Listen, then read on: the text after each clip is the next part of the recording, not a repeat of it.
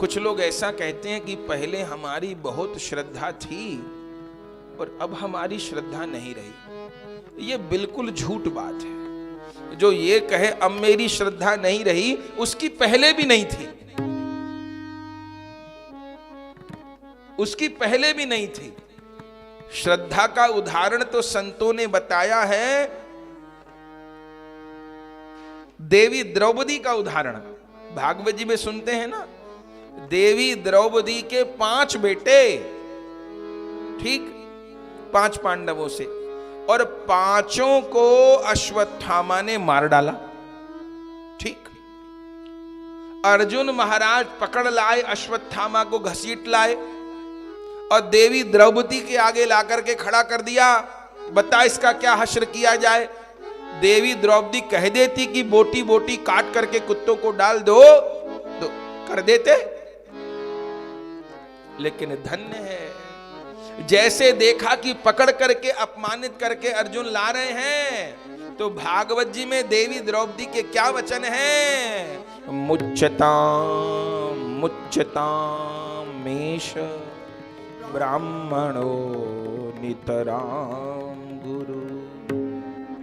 छोड़ दो छोड़ दो छोड़ दो, ये ब्राह्मण हैं, ये गुरु पुत्र हैं, इनको छोड़ दो। गुरु पुत्र गुरु के समान ही होता है, इन्हें छोड़ दो। अर्जुन तो आश्चर्य में पड़ गए, बोले कोई मां ऐसा बोल सकती है? जिस मां के 5 पुत्र कोई आता ताई मार डाले, सोते बालकों को मार दे, वो मां ऐसा कहेगी? बोले छोड़ दो। गुरुदेव के कितने उपकार हैं हम पर, गुरु माँ के कितने उपकार हैं, माता कृपी के, गुरुदेव द्रोणाचार्य के कितने उपकार हैं। आप लोगों को धनुष बाण तो वही हाथ में पकड़ना सिखाए हैं, छोड़ दो इनको। बोले ये है श्रद्धा का स्वरूप, इसको कहते हैं श्रद्धा। माने कैसी गुरुजनों में देवी द्रौपदी की श्रद्धा होगी कि उनके बेटे ने सबके कत्ल कर दिए सोते सोते, तो श्रद्धा खंडित नहीं होगी। तो जो कहे मेरी पहले श्रद्धा थी और अब नहीं रही, तो पहले भी नहीं थी, फिर नाटक हो रहा था। और श्रद्धा थी तो रहेगी, फिर ऐसा नहीं।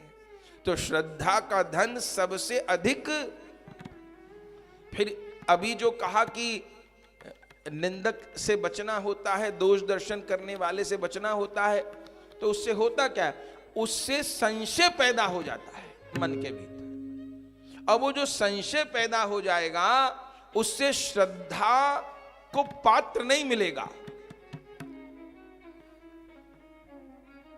सुरक्षित पात्र, दूध भी चाहिए और दूध को रखने को पात्र भी चाहिए, और कई दिन दूध रखना है तो फ्रिज भी चाहिए, न तो दूध से फिर घी बना लीजिए, फिर नहीं बिगड़ेगा। और दूध है तो उसको रखने की व्यवस्था भी चाहिए। ऐसे श्रद्धा को संजोए रखने की व्यवस्था क्या है? श्रद्धा को संजोए रखने की व्यवस्था है निसंदेह मन। कभी उपासना पर, कभी नाम पर, कभी अपने पद पर, कभी अपने गुरुजन पर, कभी अपने मंत्र पर संदेह न करें।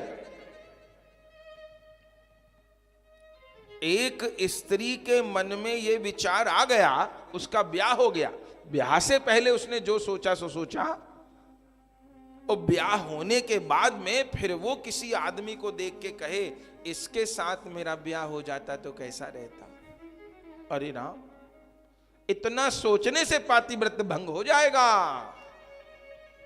संदेह की संभावना नहीं है।